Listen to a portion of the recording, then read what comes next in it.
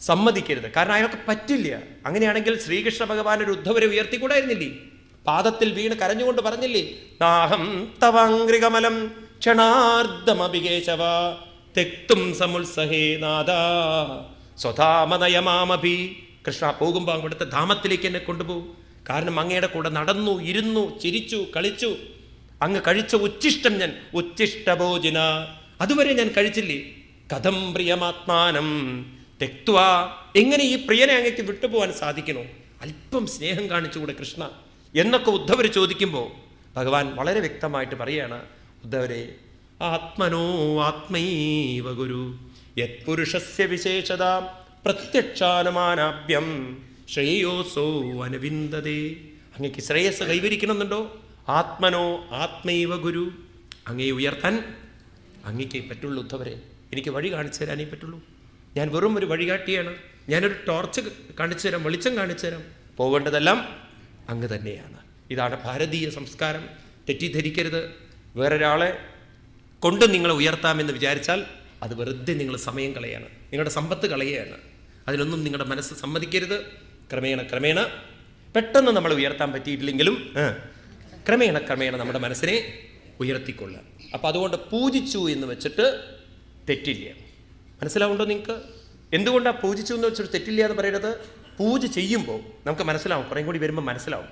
നമ്മൾ പൂജിക്കുന്ന സമയത്ത് നമുക്ക് വളരെ ശ്രദ്ധിക്കണേ. ഞാൻ പറയുന്നത്, നിങ്ങൾ വിഗ്രഹത്തിൽ ദൈവമുണ്ട് എന്നല്ല ഉറപ്പിക്കേണ്ടത്. പിന്നെ എന്തിനാ പൂജിക്കുന്നത്? ക്രിയായോഗമാണ്. യോഗം ചെയ്യുക എന്ന് പറഞ്ഞാൽ മനസ്സിനെ ഭഗവാനുമായി ചേർത്ത് വെക്കുന്നതിനെയാണ് യോഗം ചെയ്യുക എന്ന് പറഞ്ഞത്. അപ്പം അതിന് നമുക്ക് കോൺസെൻട്രേഷൻ വേണ്ടതുണ്ട്. കുറച്ചു നേരത്തേക്ക് മനസ്സെല്ലാ ചിന്തകളും വിട്ടുപോകേണ്ടതുണ്ട്. ആ കോൺസെൻട്രേഷന് വേണ്ടതുള്ളത് കൊണ്ട് നമ്മളൊരു വിഗ്രഹത്തെ എടുത്ത് അതിലേക്ക് ശ്രദ്ധ വെച്ചുകൊണ്ട് പൂക്കളായിട്ടും അഭിഷേകമായിട്ടും പലതും ചെയ്യുന്നു. കൂടുതൽ നമുക്ക് ക്രിയായോഗം വരുമ്പം വിസ്തരിക്കാം. ഏതായാലും കോൺസെൻട്രേഷന് വേണ്ടി മാത്രം ഏത് വേണം? ഒരു വിഗ്രഹത്തെ വേണം. ഇനി നിങ്ങൾക്ക് വിഗ്രഹം തന്നെ വേണമെന്നില്ല, നിങ്ങൾക്കൊരു വിളക്കെടുത്ത് വെച്ചാലും മതി, അതിലേക്ക് കോൺസെൻട്രേറ്റ് ചെയ്താൽ മതി. ഇനി അതും വേണമെന്നില്ല, പ്രാണനിലേക്ക് മനസ്സ്, നിങ്ങളുടെ ശ്വാസവായുവിലേക്ക് ശ്രദ്ധ കേന്ദ്രീകരിച്ച് നോക്കൂ. മനസ്സിന് എവിടെയെങ്കിലും ഒന്ന് ശ്രദ്ധിക്കണം.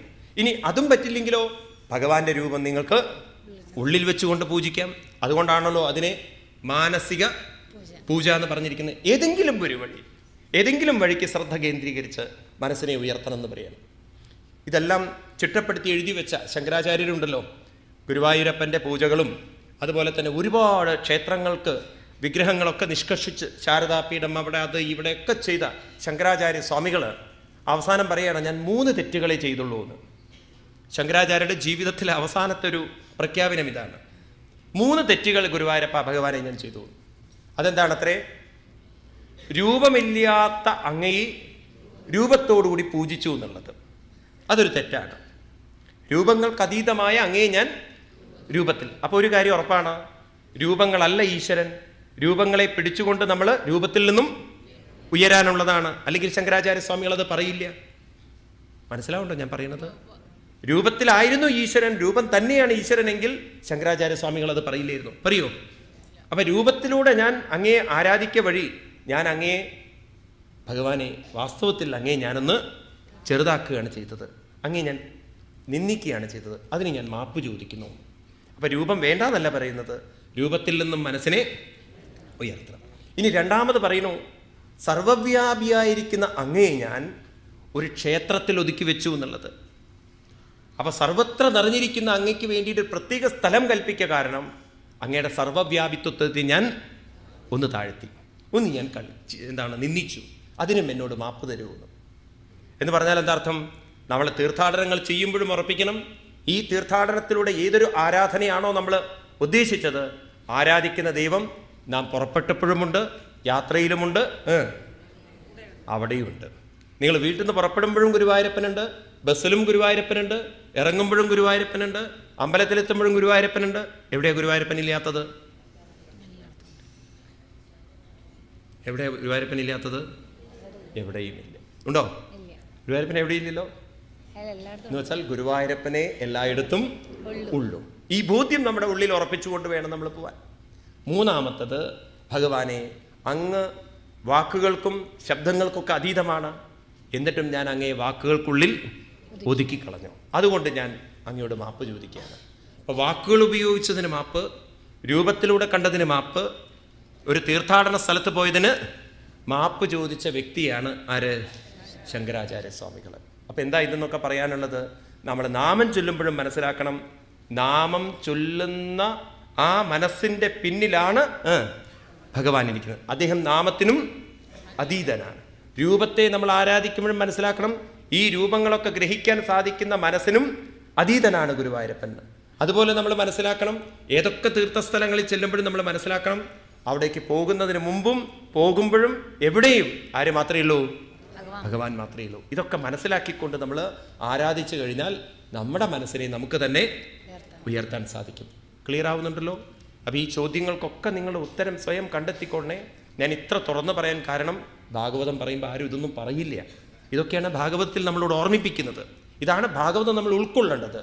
അതുകൊണ്ട് നമ്മൾ ഒരാളുടെയും തേജസ്സിനെ, ബ്രഹ്മതേജസ്സിനെ താഴോട്ട് കൊണ്ടുവരുന്നത്. സ്വാർത്ഥമായിട്ട് നമ്മൾ കാര്യങ്ങൾ നേടിയെടുക്കാൻ ചെയ്തിട്ട് കാര്യമില്ല.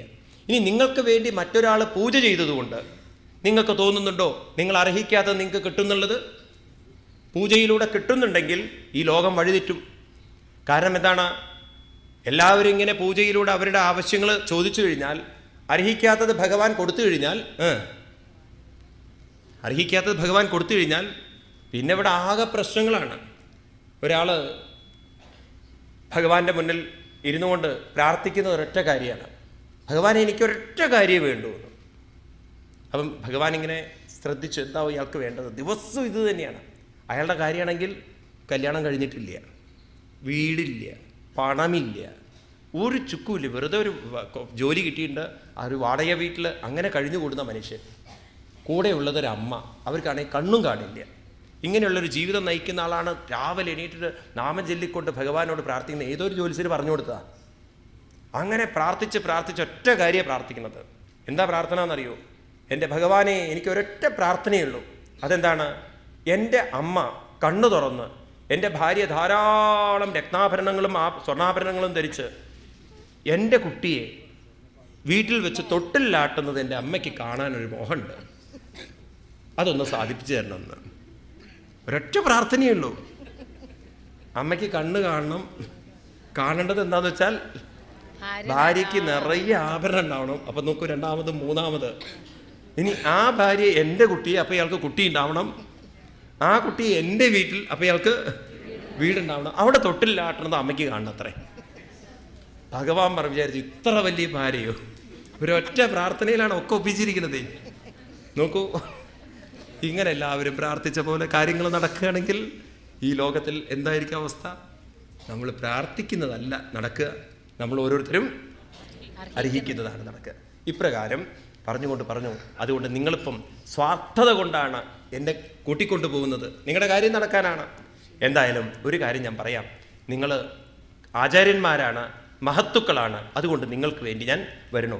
അകിഞ്ചനാനം ഹിതനം ശിലോഞ്ചനം തേനേഹ നിർവൃത്തി സാധു സൽക്രിയാം കഥം വിഗർഹ്യം കരോമ്യതീശ്വര പുരോദസം കൃഷ്യതി ഏന നിർമ്മതി. അകിഞ്ചനാനം ധനം ശിലോഞ്ചനം. അതുകൊണ്ട് എൻ്റെ മനസ്സ് പറയുന്നുണ്ട്, നിങ്ങളെപ്പോലുള്ള സജ്ജനങ്ങൾ, ആ സജ്ജനങ്ങൾക്ക് വേണ്ടിയിട്ട് കുറച്ചൊക്കെ എൻ്റെ പൗരത്വത്തെ ഞാൻ താഴ്ത്തിയാലും നിങ്ങൾക്ക് വേണ്ടി പൗരോഹിത്യം ചെയ്തുകൊണ്ട് നിങ്ങളുടെ കാര്യം നിറവേറ്റിത്തരാം എന്ന് ആ വിശ്വരൂപൻ അത് ഏറ്റെടുക്കുകയാണ്. അപ്പോൾ വാസ്തവത്തിൽ വിശ്വരൂപൻ ഏറ്റെടുക്കുമ്പോൾ തന്നെ വിശ്വരൂപൻ അറിയാം, ഞാൻ ഉയരുന്നതിന് പകരം താഴെയാണ്. അദ്ദേഹത്തിന് അതെന്നെ സംഭവിച്ചു. ആത്മീയമായി ഉയരുന്നതിന് പകരം ഇന്ദ്രൻ്റെ കൈകൊണ്ട് മരിക്കേണ്ട ഗതികേടാണ് ഇനി കഥ പറയുമ്പോൾ നമ്മൾ കാണാൻ പോകുന്നത്. അപ്പോൾ അവിടെ തന്നെ കാണിച്ചു തരികയാണ്, തൻ്റെ ആത്മീയ ഉന്നതി മറ്റൊരാളുടെ സുഖത്തിന് വേണ്ടി പണയം വെച്ചപ്പോൾ അയാൾ ഉയരുന്നതിന് പകരം താഴ്ന്നു പോയി. എന്നിട്ടോ, അതുകൊണ്ട് ഭവതാം പ്രാർത്ഥിതം സർവം പ്രാണേരത്രൈശ്ച സാധയോ, നിങ്ങൾ പ്രാർത്ഥിച്ച പ്രകാരം ഞാൻ ചെയ്തു കൊള്ളാമെന്ന് പറഞ്ഞ് അവിടുന്ന് കൂട്ടിക്കൊണ്ടുവന്നു. എന്നിട്ടോ പൗരോഹിത്യം മൃതചക്രേ പരമേണ സമാധിന വിശ്വരൂപോ മഹാതപ. ആ വിശ്വരൂപന് പൗരോഹിത്യം ഏൽപ്പിച്ചു കൊടുത്ത് ആ പൗരോഹിത്യം കിട്ടിയതോടുകൂടി അവിടെ വെച്ച് യയാഗുപ്ത സഹസ്രാക്ഷോ ജിഗ്യേ സുരജമുർവിഭൂ താമ്രാഹസ മഹേന്ദ്രായ വിശ്വരൂപ ഉദാരഥി. അവിടെ വെച്ച് വിശ്വരൂപൻ ഒരു മന്ത്രത്തെ ഉപദേശിച്ചു കൊടുത്തു എന്നാണ്. ആ മന്ത്രം തൻ്റെ മനസ്സിൽ സ്മരിച്ചുകൊണ്ട് ഇന്ദ്രന് ദേവന്മാർക്കെല്ലാം ധൈര്യവും ശക്തിയും കൈവന്ന് അവരെ തോൽപ്പിച്ച അസുരന്മാരെയൊക്കെ തോൽപ്പിച്ചുകൊണ്ട് വീണ്ടും വിജയം കൈവരിക്കാൻ സാധിച്ചു എന്ന് പറയുകയാണ്. അപ്രകാരം ഒരു മന്ത്രം പറഞ്ഞു കൊടുത്തു എന്ന് കേട്ടപ്പോൾ ആ മന്ത്രത്തിൻ്റെ ശക്തി എനിക്കൊന്ന് പറഞ്ഞു തരുമെന്ന് രാജാവ് പറയുമ്പോൾ പറയാണ്, ആ മന്ത്രമാണ് 8-ാമത്തെ അധ്യായത്തിൽ വിസ്തരിക്കുന്ന നാരായണ കവചം. എന്താണ് നാരായണ കവചത്തിൻ്റെ പ്രത്യേകത? ഓരോ അനുഭവങ്ങളിലും ഓരോ സന്ദർഭങ്ങളിലും നാം നേരിട്ടേക്കാവുന്ന പ്രശ്നങ്ങളിലൊക്കെ നമ്മളെ ആ സമയത്ത് കൈപിടിച്ചുയർത്താൻ ഭഗവാനോട് പറയുകയാണ്. ഭഗവാനെ സ്മരിച്ചുകൊണ്ട് പലപ്പോഴും നമ്മുടെ ജീവിതത്തിൽ നാം ഏത് പ്രവൃത്തി ചെയ്യുമ്പോഴും നമുക്കൊരു കോൺഫിഡൻസ് ഉണ്ട്, ഇതെനിക്ക് ചെയ്യാൻ പറ്റുന്നു. അങ്ങനെ നമ്മൾ ചില സന്ദർഭങ്ങളിലൊക്കെ ചെയ്യാൻ പറ്റും എന്ന് വിചാരിക്കുന്ന കാര്യം ചെയ്യാൻ പറ്റാതെ വരുമ്പോഴാണ് നമ്മൾ വിചാരിക്കുക ഇതെനിക്ക് ചെയ്യാൻ സാധ്യമല്ല. ആ കോൺഫിഡൻസ് നമുക്ക് നഷ്ടപ്പെടുന്നത്. അപ്പോൾ നമ്മൾ മറ്റുള്ളവരെ വല്ലവരുടെയും ഹെൽപ്പ് ചോദിക്കും. ചില സമയത്ത് ആരും നമ്മളെ ഹെൽപ്പ് ചെയ്യാനില്ലെങ്കിലോ അപ്പം നമുക്ക് കൂടുതൽ വിഷമങ്ങളായി, ഇതെനിക്ക് ചെയ്യാൻ സാധിച്ചില്ലല്ലോ. നമ്മുടെയൊക്കെ ശക്തി എന്ന് പറയുന്നത് പൊതുവേ നമ്മൾ മനസ്സിൻ്റെയും ശരീരത്തിൻ്റെയും ശക്തി കൊണ്ടാണ് കാര്യങ്ങൾ ചെയ്യുന്നത്. മനസ്സും ശരീരവുമാണ് കൂടുതൽ. ചെയ്യാൻ പറ്റും എന്ന് പറയുന്നത് മനസ്സാണ്, ചെയ്യിക്കുന്നത് ശരീരവുമാണ്. ഒരിക്കലൊരു വീട്ടിൽ ഒരു ചെറിയ കുട്ടി, 2 വയസ്സുള്ള കുട്ടി, 2-3 വയസ്സുള്ള കുട്ടി ഒരു ചെറിയ ചെയർ എടുത്തിട്ട് അവൻ മാറ്റുകയാണ്. അവൻ എത്ര ശക്തിയിൽ വലിച്ചിട്ടും ചെയർ പോരുന്നില്ല.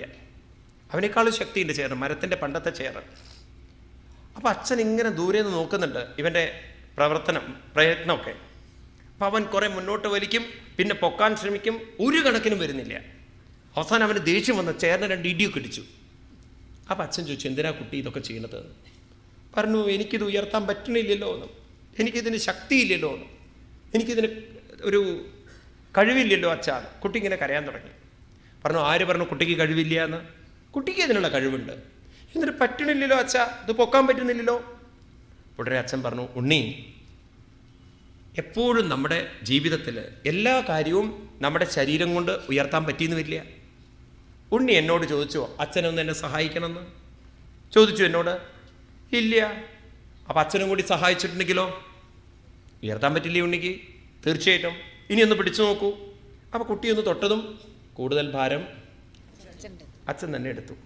അപ്പോൾ അവന് തോന്നി ഇതെനിക്ക് ഉയർത്താൻ സാധിക്കും. എന്നിട്ട് അവൻ എവിടെയാണ് വേണ്ടത് വെച്ചാൽ കൊണ്ടുവച്ചു. അപ്പോൾ അച്ഛൻ പറഞ്ഞു കൊടുക്കുകയാണ്, കുട്ടി ഇപ്പോൾ അച്ഛനുണ്ട്, എന്നാൽ ചില സന്ദർഭങ്ങളിലൊക്കെ കുട്ടി വലുതാവുമ്പോണ്ടല്ലോ ഇതുപോലെ ചില അനുഭവങ്ങൾ വരും. ചില അനുഭവങ്ങളിലൊന്നും കടന്നു പോകാൻ നമുക്ക് ശക്തി ഉണ്ടാവില്ല. അപ്പം നമ്മുടെ കൂടെ ആരെ ഉയർത്താൻ വിളിക്കണം? അവിടെയാണ് ഭഗവാന്റെ ആവശ്യം എന്ന് പറയുകയാണ്. ഇതാണ് നാരായണ കവചം. നമ്മളൊരു കവചം കൊണ്ട് നടക്കുക. ഏത് കവചം? നാരായണ കവചം കൊണ്ട് നടന്നാൽ എപ്പോഴൊക്കെ നമ്മൾ ദുർബലരാകുന്നുണ്ടോ അപ്പോഴൊക്കെ നമ്മുടെ കൂടെ ഭഗവാനെ സ്മരിച്ചുകൊണ്ട് ആ പ്രശ്നത്തെ തരണം ചെയ്യാൻ നമ്മളെ തന്നെ പരിശീലിപ്പിക്കുക. അപ്പോൾ നമ്മുടെ കൂടെ എപ്പോഴും ഭഗവാനുണ്ട് എന്നൊരു സ്മരണ നമുക്ക് മനസ്സിൽ വരുത്താൻ സാധിച്ചാൽ ആ പ്രശ്നം നമ്മുടെ മുന്നിൽ നിസ്സാരമായി തീരും. ഒരു പ്രശ്നമാവുന്നത്, ഗുരുതരമാവുന്നത് നമുക്കതിനെ തരണം ചെയ്യാൻ പറ്റാതെ വരുമ്പോഴാണ്. ശ്രദ്ധിക്കൂ നിങ്ങൾ. ഉദാഹരണത്തിന് നമുക്കൊരു അസുഖം വന്നു, ഒരു ട്യൂമർ വന്നു ശരീരത്തിൽ. നിങ്ങൾ ഡോക്ടറെ കൺസൾട്ട് ചെയ്തു. ഡോക്ടർ പറഞ്ഞു ഇത് ഓപ്പറേറ്റ് ചെയ്ത് കളയണം, വലിയ അപകടമാണ്. അപ്പം നിങ്ങൾക്ക് ബഡ്ജറ്റ് തന്നു, എത്ര രൂപ വരും, എത്ര ചിലവ് വരും? പറഞ്ഞൊരു 1-1.5 ലക്ഷം വരും. ഇത് മുറിച്ചെടുത്ത് മാറ്റി തുന്നി ചേർത്തൊക്കെ റെഡിയാക്കാൻ. നിങ്ങളുടെ കയ്യിൽ ഒരു 10-20 ലക്ഷം ഡെപ്പോസിറ്റുള്ള ഒരാളാണെങ്കിൽ ആ പ്രശ്നം നിങ്ങൾക്കൊരു പ്രശ്നമാണോ?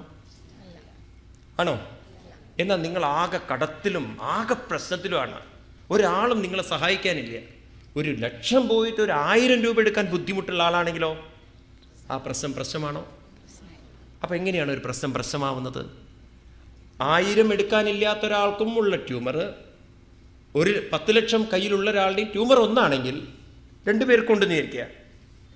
ഒരാൾക്കത് തരണം ചെയ്യാൻ പറ്റും, ഒരാൾക്കത് തരണം ചെയ്യാൻ പറ്റില്ല. അപ്പം പ്രശ്നമല്ല പ്രശ്നമുണ്ടാക്കുന്നത്, അതിനെ തരണം ചെയ്യാൻ കഴിവുണ്ട് അല്ലെങ്കിൽ അതിനെ തരണം ചെയ്യാനുള്ള കഴിവില്ല എന്ന ചിന്തയാണ് നമുക്ക് പ്രശ്നങ്ങൾ ഉണ്ടാക്കുന്നത്. ആണോ അല്ലയോ? അപ്പം നമ്മുടെ ജീവിതത്തിൽ എപ്പോഴൊക്കെ നമ്മൾ തളരുന്നുണ്ടോ അപ്പോഴൊക്കെ നമ്മൾ തിരിച്ചറിഞ്ഞുകൊള്ളണം പ്രശ്നമുണ്ടാക്കുന്നത് നമ്മുടെ മനസ്സ് തന്നെയാണ്. അപ്പം മനസ്സിനെ എന്ത് ചെയ്യണം? അതിന് ചുറ്റും ഒരു കവചത്തെ സൃഷ്ടിക്കണം. അതാണ് നാരായണ കവചം. ഇതെനിക്ക് വിസ്തരിച്ച് പറഞ്ഞു തരുമെന്ന് പറഞ്ഞപ്പോൾ ഈ മന്ത്രമുണ്ടല്ലോ എല്ലാവരും ദിവസവും വായിക്കുന്നത് അത്യുത്കൃഷ്ടമാണ്. നമ്മുടെ ജീവിതത്തിൽ എപ്പോഴൊക്കെ ഓരോരോ പ്രശ്നങ്ങളിലൂടെയും പ്രയാസങ്ങളിലൂടെയും നമ്മൾ തരണം ചെയ്യുന്നുണ്ടോ അപ്പോഴൊക്കെ നമുക്കതൊരു മനോധൈര്യത്തെ തരുമെന്ന് പറയണം. രാജാവ് പറയുന്നു, യയാ ഗുപ്ത സഹസ്രാക്ഷ സഹാവാൻ രിപു സൈനികൻ ക്രീഡന്യവ വിനിർജിത്യ ത്രിലോക്യാ ഭുവിജശ്രിയം ഭഗവൻ തന്മമാക്യാഹി വർമ്മനാരായണാത്മകം തദാദായിന ശത്രുൻ ഏന ഗുപ്തോ ജയന്മൃതേ. ഇന്ദ്രന് വിശ്വരൂപൻ പറഞ്ഞു കൊടുത്ത ആ നാരായണ കവചം എന്ന് പറഞ്ഞ ആ മന്ത്രത്തെ എനിക്ക് പറഞ്ഞു തരൂ. എപ്പോഴൊക്കെ ഭയമാകുന്ന ശത്രു നമ്മളെ പേടിപ്പിക്കുന്നുണ്ടോ അതിൽ നിന്ന് മുക്തമാവാൻ ഈ മന്ത്രം കൊണ്ട് സാധിക്കുമെന്ന് എനിക്ക് മനസ്സിലായിട്ടുണ്ട്. ശ്രീശുകൗവാച നാരായണാക്യം വർമാഹ തതിഹൈവ മനാശൃണു. വിശ്വരൂപൻ ഇന്ദ്രന് പറഞ്ഞു കൊടുത്ത നാരായണ കവചം എന്ന് പറയുന്ന മന്ത്രത്തെ ഞാൻ വിസ്തരിച്ച് പറഞ്ഞുതരാം, ശ്രദ്ധയോടെ കേൾക്കും. ശ്രീ വിശ്വരൂപൗവാച ദൗദാംഗ്രിപാണിരാജമ്യ സപവിത്രൗതന്മുഖ കൃതസ്വാംഗകരന്യാസോ മന്ത്രാഭ്യം വാഗ്യതശ്രുതി നാരായണമയം വന്മ സന്നിഹ്യേൽമയാഗതേ പാദയോർജാനനോരുവോ ഉദരേ ഹൃദ്യതോ രസി. കയ്യും കാലും മുഖമൊക്കെ കഴുകി രാവിലെ തന്നെ വീട്ടിൽ രാവിലെയോ വൈകുന്നേരം എപ്പോഴാച്ചാൽ നിവർന്നിരുന്ന് മന്ത്രത്തെ സ്മരിക്കണം. നാരായണ കവചം എന്ന് പറയുന്ന മന്ത്രം. ഇതിന് മുമ്പ് അംഗന്യാസം കരന്യാസം എന്നൊക്കെ ഓരോന്നുണ്ട്. അതെന്താ കരന്യാസം അംഗന്യാസം എന്നൊക്കെ പറഞ്ഞാൽ നമ്മുടെ ഓരോ അവയവങ്ങളെയും ശുദ്ധീകരിക്കുന്നതിനെയാണ് അംഗന്യാസം കരന്യാസം. കണ്ണുകൾ ഭഗവാൻ കണ്ണിലിരിക്കുന്നു, അതുപോലെ തന്നെ കാതുകൾ, മൂർധാവ്, ശിഖ, ഇതൊക്കെ നമ്മുടെ ശരീരത്തിലേക്ക് ഒരു പോസിറ്റീവ് എനർജിയെ കൊണ്ടുവന്ന് നമ്മുടെ ഉള്ളിലുള്ള നെഗറ്റീവ് എനർജിയെ മാറ്റലാണ്. അതായത് നാമം ജപിക്കുന്നതിന് മുമ്പ്, നമ്മൾ നാമം ജപിക്കാനിരിക്കുന്നതിന് മുമ്പ് നമ്മൾ ഇരിക്കുന്ന സ്ഥലം, നമ്മുടെ ശരീരം, ഇതൊക്കെ ഒരു പോസിറ്റീവായാൽ മനസ്സിനെ വേഗം ഉയർത്താൻ പറ്റും. അപ്പോൾ നമ്മൾ അമ്പലത്തിലൊക്കെ പോകുമ്പോണ്ടല്ലോ കുറച്ചു നേരത്തേക്ക് നമ്മുടെ മനസ്സ് നിങ്ങൾക്ക് ശാന്തമാക്കാൻ സാധിക്കുന്നത് അവിടുത്തെ അന്തരീക്ഷം പോസിറ്റീവാണ്, അവിടുത്തെ അറ്റ്മോസ്ഫിയർ അല്ലെങ്കിൽ അവിടുത്തെ വായു അതും പോസിറ്റീവാണ്. അപ്പോൾ പോസിറ്റീവായിട്ടുള്ളൊരു സ്ഥലത്ത് വേഗം നമ്മുടെ മനസ്സിനെ ഉയർത്താൻ സാധിക്കും. അതുകൊണ്ട് ഈ അംഗന്യാസം കരന്യാസം ഇതൊക്കെ നിങ്ങൾ കണ്ടിട്ടുണ്ടാവും പൂജയിൽ. ഇങ്ങനെ ഓരോരോ അംഗങ്ങളൊക്കെ തൊട്ടുകൊണ്ട് തൻ്റെ ശരീരത്തെ പോസിറ്റീവാക്കുകയാണത്. അപ്രകാരം ഈ നാരായണ കവചം ചെയ്യുന്നതിന് മുമ്പ് ഇതൊക്കെ നിങ്ങൾ ചെയ്യണം എന്നല്ലേ, അവിടെ തൊടണം ഇവിടെ തൊടണം എന്നൊക്കെയല്ല പറയുന്നത്. അതായത് നമ്മുടെ ശരീരത്തിൽ പോസിറ്റീവായിട്ടുള്ളൊരു ചിന്ത കൊണ്ടുവന്ന് ഈ ശരീരത്തെ മുഴുവൻ ഒരു പോസിറ്റീവാക്കിക്കൊണ്ട് എന്നിട്ട് എന്ത് വേണം? ഓം നമോ നാരായണായേതി വിപര്യമതാഭിവ. ഓം നമോ നാരായണ എന്ന് സ്മരിച്ചുകൊണ്ട്, ഓങ്കാരത്തെ ആദ്യം സ്മരിച്ചുകൊണ്ട്, ഓം നമോ നാരായണ സ്മരിച്ചുകൊണ്ട് ഇപ്രകാരമൊക്കെ ചെയ്തുകൊണ്ട് ഓങ്കാരത്തെ മനസ്സിൽ ഓർക്കണം. നമ്മുടെ താഴെ നിന്നും, അതായത് യോഗ ആസനത്തിൻ്റെ പ്രക്രിയ പറഞ്ഞു കഴിഞ്ഞാൽ മൂലാധാരത്തിൽ നിന്നും ഓങ്കാരം ഉയർന്നുയർന്നുയർന്ന് സഹസ്രാരത്തിൽ എത്തുന്നത് വരെ എന്ന് വെച്ചാൽ താഴെ നിന്നും എനർജി മുകളിലേക്ക് എന്ന് പറഞ്ഞാൽ എന്താ അർത്ഥം? നമ്മുടെ ശരീരത്തിൽ ഏത് വസ്തുവിലും, ഞാൻ ഈ സയൻസിൻ്റെ പരമായിട്ടാണ് ഇതൊക്കെ മനസ്സിലാക്കി വെച്ചിരിക്കുന്നത്, ഏത് വസ്തുവിലും പോസിറ്റീവ് എനർജിയുമുണ്ട്, നെഗറ്റീവ് എനർജിയുണ്ട്. നെഗറ്റീവ് എനർജി എപ്പോഴും താഴെയാണ്, പോസിറ്റീവ് എനർജി എപ്പോഴും മുകളിലാണ്. അപ്പം നമ്മുടെ മനസ്സുണ്ടല്ലോ, ഭക്ഷണം അതുപോലെ തന്നെ കാമം തുടങ്ങിയിട്ടുള്ള വികാരങ്ങളിലേക്ക് ഇരിക്കുമ്പോൾ ഏത് വികാരവും മനസ്സിൽ വരുമ്പോൾ എനർജി താഴേക്കാണ് പോകുന്നത്. എപ്പോഴൊക്കെ നമ്മൾ ദൈവിക നല്ല കാര്യങ്ങൾ ചിന്തിക്കുന്നോ അപ്പോൾ എനർജി മുകളിലേക്കാണ് വരുന്നത്. അപ്പം താഴെ നിന്നും എനർജിയെ മുകളിലേക്ക് ട്രാൻസ്ഫോം ചെയ്യണം. അതാണ് അവർ ചക്രം, ഇങ്ങനെയൊക്കെ കേട്ടിട്ടുണ്ടല്ലോ നിങ്ങൾ, കുണ്ടലിനി ശക്തി ഉയർത്തുക, ചക്രങ്ങളെ ഉയർത്തുക എന്നൊക്കെ യോഗ ചെയ്യുന്നവരൊക്കെ പറയും. അപ്പോൾ ഇവിടെ നമ്മളെന്ത് വേണം? നമ്മുടെ ഉള്ളിലുള്ള ശക്തിയെല്ലാം ദൈവികമായി മാറുന്നത്, പ്രകാശമായി മാറുന്നത് നമ്മൾ ഭാവനയിലേക്ക് കൊണ്ടുവരണം. ശരീരം മുഴുവൻ പ്രകാശമയം. എന്നിട്ട് ഭഗവാന്റെ ആ നാമത്തെ സ്മരിക്കണം. ഓം വിഷ്ണവേ നമ. ആരെ സ്മരിക്കണം? വിഷ്ണുവിനെ. ആരാ വിഷ്ണു? വിഷ്ണു എന്ന് പറഞ്ഞാൽ ശംഖചക്ര കഥാരൂപം എന്നല്ല ഇവിടെ അർത്ഥം, എല്ലാറ്റിലും നിറഞ്ഞിരിക്കുന്നവൻ. അത് പറയുന്നതിനേക്കാളും നല്ലത് എല്ലാം ആരിലിരിക്കുന്നുവോ അവൻ വിഷ്ണു. ഇപ്പോൾ ഞാൻ ഇരിക്കുന്നത് ആരിലാണ്? വിഷ്ണുവിലാണെന്നൊരു ചിന്ത മനസ്സിൽ വയ്ക്കുക. എന്നിട്ട് ഇവിടെ നിന്ന് അങ്ങോട്ട് തുടങ്ങാം. എല്ലാവരും ശ്രദ്ധിക്കൂ. നമ്മൾ നാരായണ കവചത്തെ നിങ്ങൾക്ക് മനസ്സിലാക്കണം, പഠിക്കണം, വായിക്കണം. ഓം ഹരിർവിദധ്യാൻ മമ സർവരക്ഷാം ന്യസ്ത്യാംഗ്രിപത്മ പദകേന്ദ്രപൃഷ്ടേ ദരാരി ചർമാസി ഗദേശചാപ പാശന്തദാനോഷ്ടഗുണോഷ്ടബാഹു.